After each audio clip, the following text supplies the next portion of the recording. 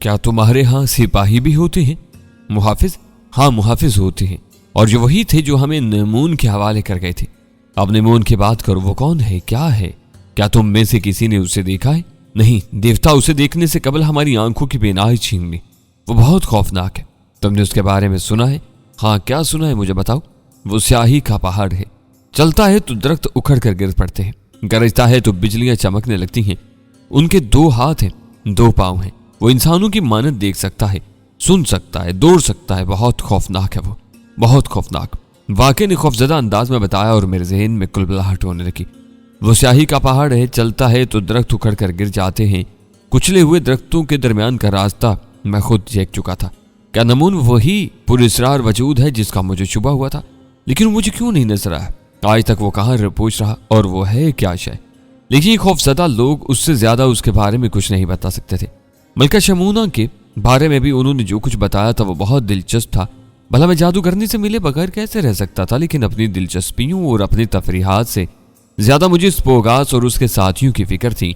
वो खौफनाक बला जिसे ये लोग नेमून का नाम देते हैं, किसी वक्त समंदर की जानिब रुख न कर ले। अगर वो इधर निकल आई तो मेरी आबाद की हुई खूबसूरत बस्ती उजड़ जाएगी। हम चलते रहे और हमारा इलाका शुरू हो गया। देवताओं की कसम, ये नेमून की सरजमीन है। खौफ का देवता यही रहता है, उसके बारे में यही कहा गया है। एबलू ने कहा, एक बात बताओ वाके। मैंने वाके से कहा और वो मेरी तरफ मुतवज्जा हो गया। नेमून मरता नहीं है, ये कब से जिंदा है? सदियों से। हमारी नस्लें इसे देखती आई के। क्या इसकी कैफियत भी शमूना जैसी तो नहीं है? एक मर जाता हो तो दूसरा इसकी जगह ले लेता हो? नहीं, हरगिज नहीं, इसे मौत नहीं है। वो तन्हा है, एक के अलावा कभी दूसरे को नहीं देखा। वो कभी नहीं मरता, वो कभी नहीं मरेगा। यही हमारे बड़ों की पेशगोई है। मैंने गहरी सांस ली। दूर से समंदर की नम हवाएं आने लगी थी। मैं अपनी बस्ती के करीब पहुंच रहा था। अबानिया अब भी मेरे कंधे पर थी और खूब मजे में थी। लेकिन इस बेवकूफ का ख्याल था कि शायद मेरे कंधे दुख रहे होंगे। इसके ख्याल में मैंने इसके लिए तकलीफ उठाई थी। हालांकि हकीकत यह है प्रोफेसर कि बाज़-औक़ात मुझे याद भी नहीं रहा था कि वो मेरे कंधे पर सवार है। बस्ती के करीब आते ही उसने मचलना शुरू कर दिया। आशौले, आशौले, अब मुझे उतार दे, मैं बिल्कुल ठीक हूं, मैं बस्ती में ऐसे नहीं दाखिल होंगी। क्यों?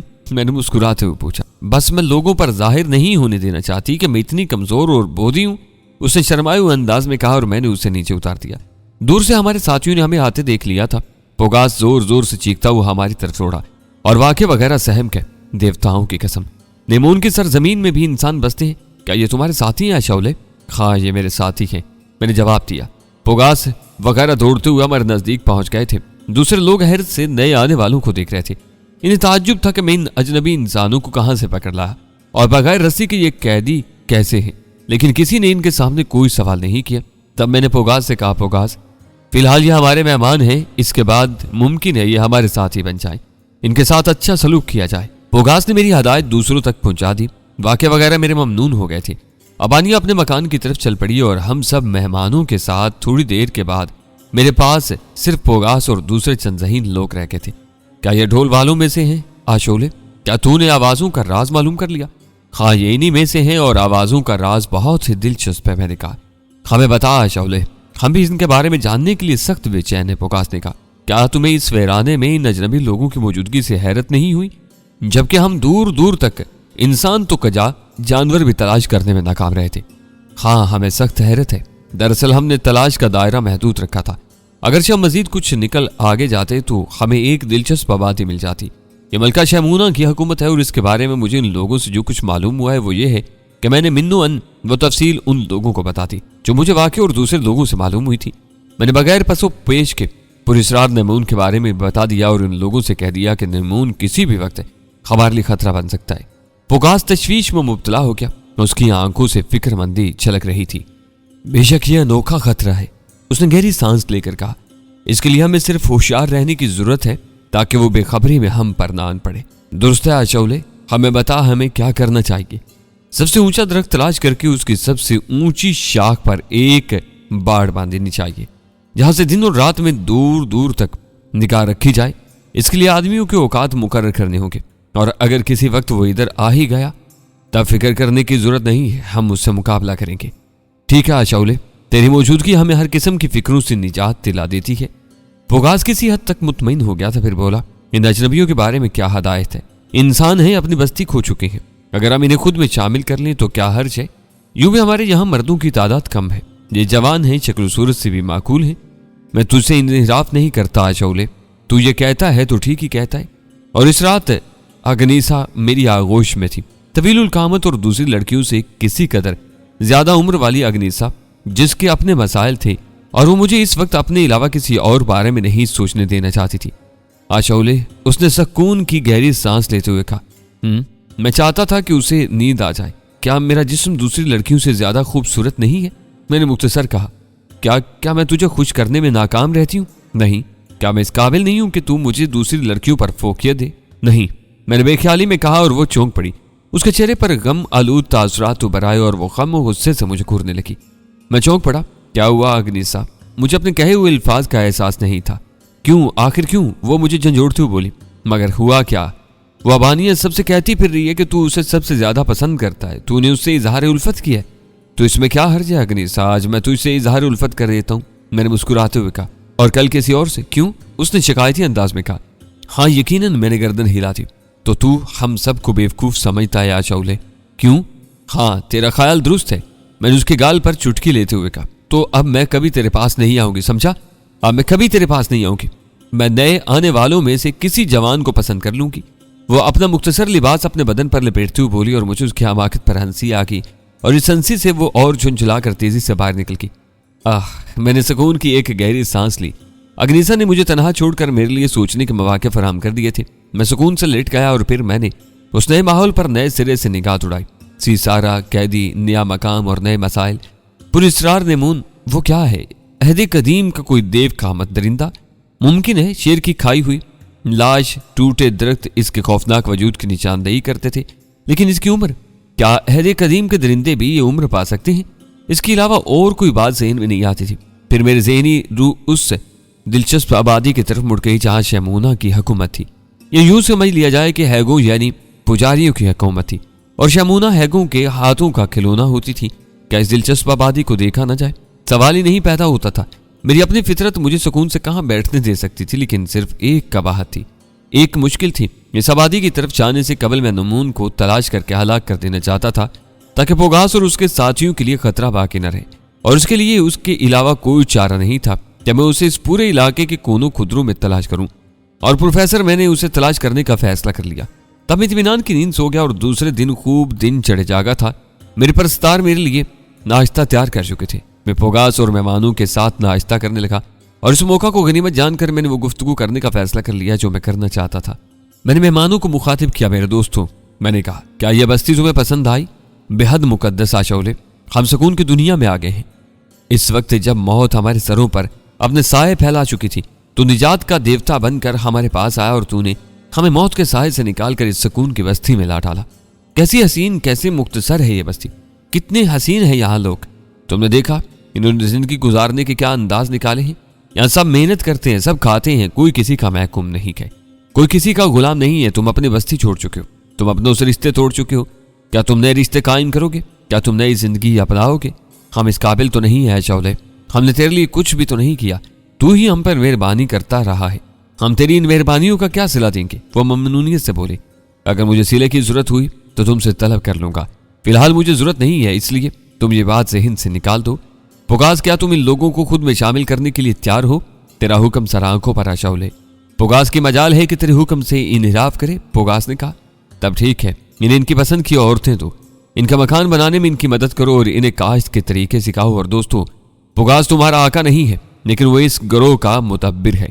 तुम्हें चाहिए कि इसके अहकामात की तामील करो और अपने अमूर और मसाइल में इससे मशवरे करते रहो। हम ऐसा ही करेंगे मुकद्दस आशौले, उन पांचों ने बैक वक्त कहा।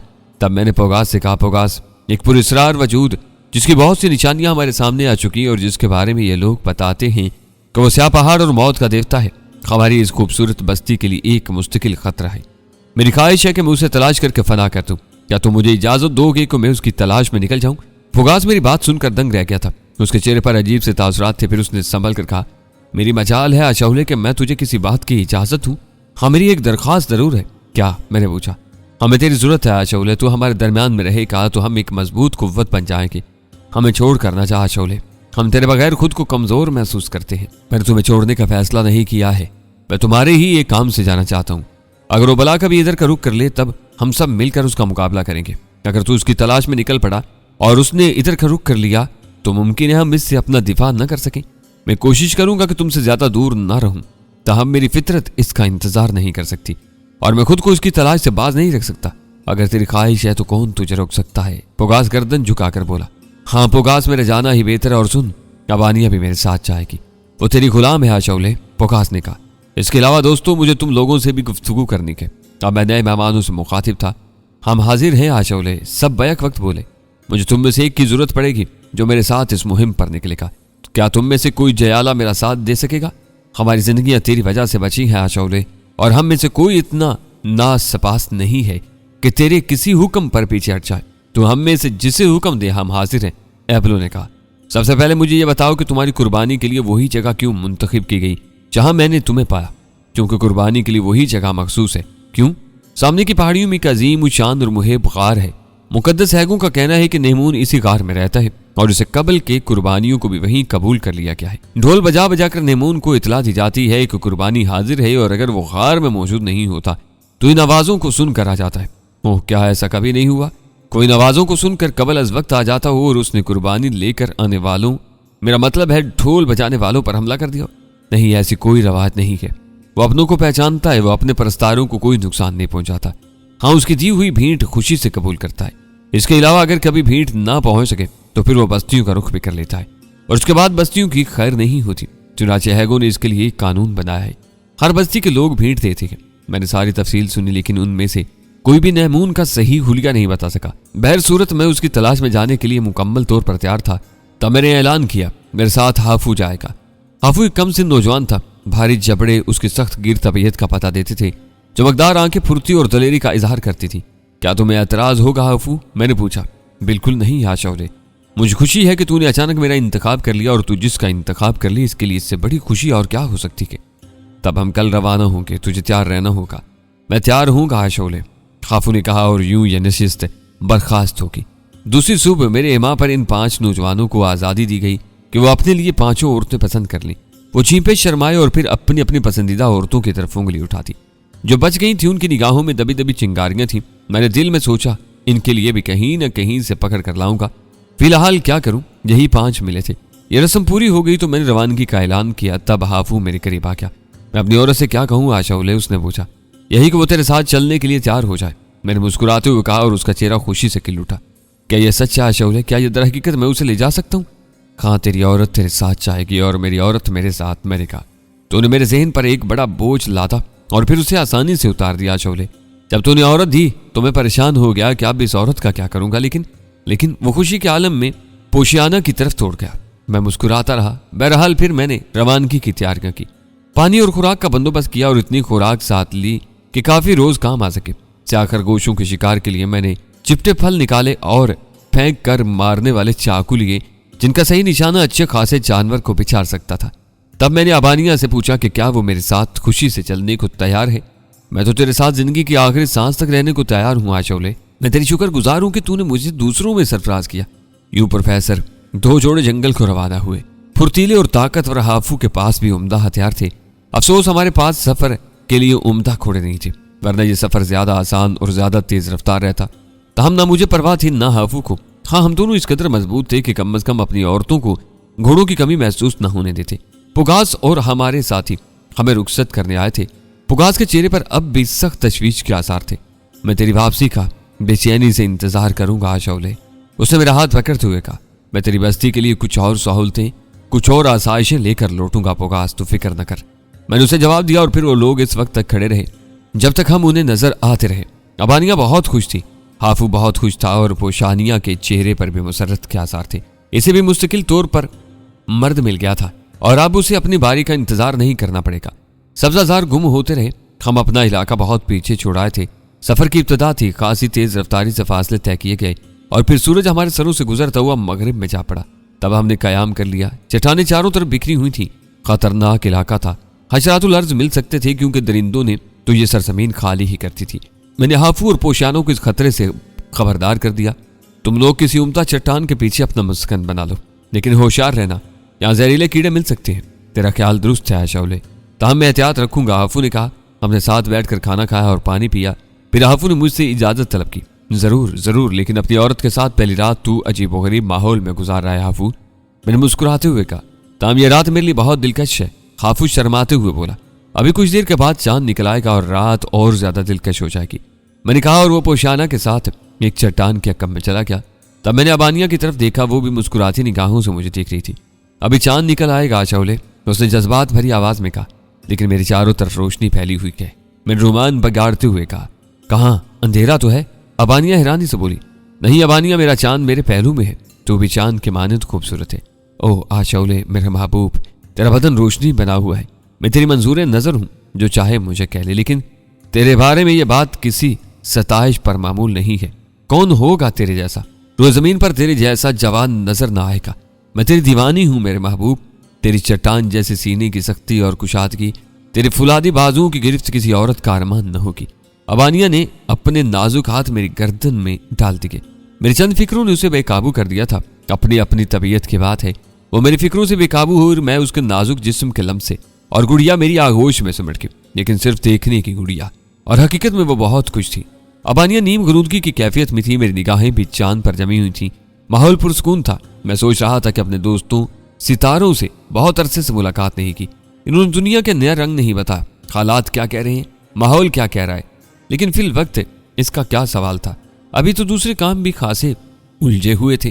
पहले उन्हें सुलझाना था। पुरस्रार हैगों की सरजमीन की मलका शहमूना बार बार मेरे ज़हन में आ जाती थी। मैं इस जादूगर मलका को देखना चाहता था, मालूम करना चाहता था कि उसका जादू मेरे ऊपर क्या असर करेगा। रात का सुकूत जारी था, और फिर इस सुकूत में अगर एक भयानक चीख अचानक बुलंद हो जाए तो कौन न उछल पड़ेगा। चीख की आवाज उस चट्टान के कब से आई थी जहां हाफू और पोशियाना मौजूद थे, और चीख यकीनन पोशियाना की थी। अबानिया घबरा कर जागी, लेकिन मैं अबानिया को कुछ बताने का इंतजार नहीं कर सकता था। दूसरे लम्हे मैंने अपना खांडा उठाकर चट्टान की तरफ छलांग लगा दी और इस जगह पहुंच गया जहां वो दोनों मौजूद थे। हाफू अपनी जिंदगी की सख्त मुश्किल में था। गालबन वो दोनों भी जिंदगी के रमूज से आसूदा होकर सुकून की नींद सो गए थे, और रात के शिकारी ने अपना शिकार ताक लिया था। बहुत ज्यादा लंबा और बहुत ही मोटा अजदा था, लेकिन उसे अजदा कहना मुनासिब न था, क्योंकि अजदे सांप की मानिंद फन नहीं फैलाते। चुनाचे वो कोई देव कामद नस्ल का सांप था, जिसका रंग गहरा स्याह और चांदनी में चमकने वाला था। खतरनाक बात यह थी कि वो हाफू के एहन सर पर था। हाफू जमीन पर चित लेटा था और सांप का साया उसके पूरे जिस्म पर पड़ रहा था। हाँ, पोशाना उससे कुछ दूर थी, इसीलिए वो चीख कर मुझे अपने समत मुतवज्जा कर सकी थी। अब सूरत हाल ये थी कि हाफू चित पड़ा हुआ था। उसने अपना जिस्म किसी मुर्दे की मानद साकत कर लिया था। अगर वो हिलने की जरा सी भी कोशिश करता तो सांप उसे मुदाफत समझकर इस पर हमला करने में पहल कर देता। सूरत हाल खतरनाक थी, लेकिन मेरे लिए नहीं। मैं सिर्फ ये कोशिश करना चाहता था कि सांप हाफू की बजाय मेरी तरफ मुतवज्जा हो जाए, और इसके लिए मैंने सांप की पुष्ट पर पहुंचकर जोर जोर से जमीन पर पांव मारे। और चालाक शिकारी धोखा खा गया। सांप अपनी खौफनाक जिसामत के बावजूद तेजी से पलटा और अब वो मेरे मुकाबिल था। हाफू ने बर्फ की तरह छलांग लगाई और खड़ा हो गया। तुम दूर रहो हाफू, मैंने सांप की रोशन आंखों में देखते हुए कहा। सांप मुझसे जंग के लिए पूरी तरह तैयार था, लेकिन उस हकीर कैचवे का और मेरा क्या मुकाबला। बिलाखिर मैंने पहल की और उसकी तरफ बढ़ा। सांप की फुनकार बड़ी खौफनाक थी, उसके मुंह से चिंगारियां निकल पड़ी थी। मुमकिन है पोशाना और हाफू लरस गए हो, लेकिन मैं सांप की शरारत से जरा भी महसूस नहीं हुआ। मैंने खांडा तोला और दूसरे लम्हे उसे जोर से घुमा दिया। सांप ने फुर्ती से अपने आप को इस वार से बचाया और दूसरे लम्हे उसने मेरी रान पर मुंह मारा, लेकिन क्या ही मायूसी हुई थी उसे। भला चट्टानों पर भी कोई असर होता है। मैंने उसे 2-3 बार हमला करने का मौका दिया और इसी लम्हे अबानिया की चीख सुनाई थी, आशौले आशौले। वो पागल समझ रही थी कि सांप ने मेरा काम तमाम कर दिया। गालबन वो सांप को मेरे जिस्म पर कामयाब होते देख चुकी थी। अब चूंकि वो मेरी तरफ दौड़ी आ रही थी, चुनाचे मुझे खतरा हुआ कि जोशे मोहब्बत में वो सांप से मेरा बदला लेने पर न तुल जाए, और इस खौफनाक जानवर के सामने उसकी हैसियत कुछ न थी। वो एक फुनकार मैं उसे पानी कर सकता था। चुनाचे मैंने अबानिया के करीब पहुंचने से कबल यह खेल खत्म कर देने का फैसला कर लिया। तब मैंने ज्यादा महारत से खांडा संभाला और उस बार मूजी की सारी चालाकी रखी रह गई। खांडे की एक वार ने उसकी मोटी गर्दन उसके जिस्म से दूर कर दी और वो काफी फासले पर जा गिरी, लेकिन कटी हुई गर्दन जिसकी लंबाई 3 फुट और मोटाई भी तकरीबन 1.5 फुट थी, कटने के बाद भी तकरीबन 50 गज तक दौड़ती चली गई और उससे निकलने वाले खून की मोटी धार संगला चट्टान पर एक चौड़ी लकीर छोड़ गई थी। बाकी जिस्म अजीब तमाशा दिखा रहा था। इसमें बल पड़ रहे थे और कभी वो दरमियान से बुलंद होकर उठता चला जाता, फिर वो हिस्सा नीचे आता और दूसरा हिस्सा बुलंद हो जाता। अबानिया ठिठक गई थी। पोशियाना हाफू के जिस्म से लिपट कर कांप रही थी। हाफू का चेहरा भी चांदनी में जर्द नजर आ रहा था। इस तरह हम सब खामोशी से उस देव कामत सांप के जिस्म की कुव्वत देखते रहे। हाँ, बिला शक अगर इस जिस्म की लपेट में कोई आ जाता तो इसकी कुव्वत उसे पीस कर रखती थी, लेकिन हाफू और पोशियाना इससे काफी दूर थे। तब आहिस्ता आहिस्ता जिस्म सर्द हो गया और फिर उसकी तमाम हरकतें बंद हो गई। आशौले, क्या तुम महफूज हो? क्या वो तुम्हारे जिस्म को मजरूब करने में कामयाब नहीं हुआ? अबानिया ने कहा और फिर वो मेरी तरफ दौड़ी। मेरे नजदीक आकर वो मेरे जिस्म को टटोलने लगी और मैंने उसके गाल पर प्यार से चपत लगाई।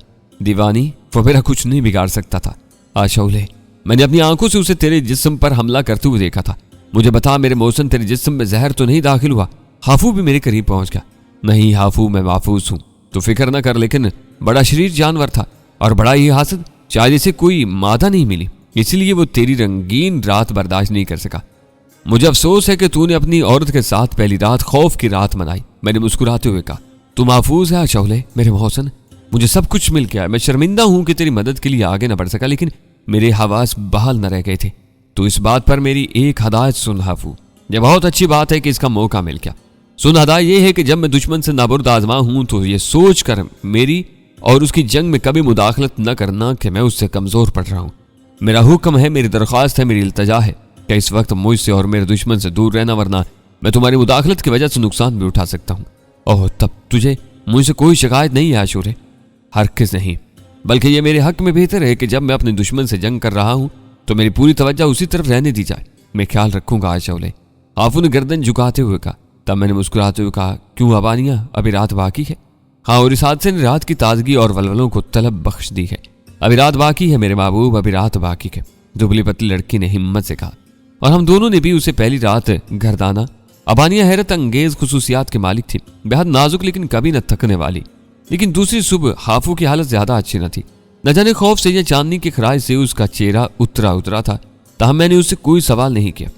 हमने सुबह की ग़िज़ा खाई और फिर मेरे एमा पर सांप के जिस्म के एक मखसूस हिस्से को छोड़कर बकिया हिस्से की खाल उतार दी गई। उसके टुकड़े किए गए और हमने उन्हें अपनी कमर पर लाद लिया। इस तरह हमारे दुश्मन ने हमारे लिए उम्दा गोश्त फराहम कर दिया था। दूसरे दिन का सफर शुरू हो गया और यह सफर हमें हमारी मंजिल पर पहुंचाने वाला था, जो हमने सूरज की वापसी पाई। हाँ, ये वही जगह थी जहां मैंने हाफूर इसके साथियों की मदद की थी। संगलास चटियल इलाका जो देखने में भयानक मालूम होता था। सामने ढलान थी और ढलानों से नीचे वादी में वो पहाड़ियां जिनमें अजीम उस शान गार थे, और बकौल हाफूर उसके साथियों की यही नैमून के रहने की जगह थी। तो क्या खौफनाक वजूद इसी गार में मौजूद है, मैंने सोचा। तब मैंने उन लोगों को रुकने का इशारा किया और सब ढलान के किनारों पर रुके। हम रात इसी किनारे पर गुजारेंगे, मैंने ऐलान किया। जाहिर है मेरी मुखालफत करने वाला कौन था? क्या तुम्हारे लिए कोई महफूज जगह नहीं है हाफू? लेकिन हम फासला अपना लेते हैं, जैसी तेरी मर्जी। हाफू ने किसी किधर मुर्दा दिली से कहा। क्यों, तेरी आवाज सुस्त क्यों है हाफू? मैंने उसे गौर से देखते हुए पूछा। आशौले, इस भयानक जगह से तू वाकिफ नहीं है। को पिछली रात भी मेरी जिंदगी मौत से हमकिनार होते होते बची, लेकिन तू भरोसा कर कि मैं दूसरी रात भी वहां सुकून से गुजार सकता हूँ। लेकिन नेमून के इस इलाके में सुकून कहाँ? वो बड़ा भयानक है, और अगर वो यहाँ मौजूद है तो हम उससे इस आसानी से गुलखुलासी नहीं पा सकेंगे जिस तरह हमने सांप से जिंदगी बचा ली थी।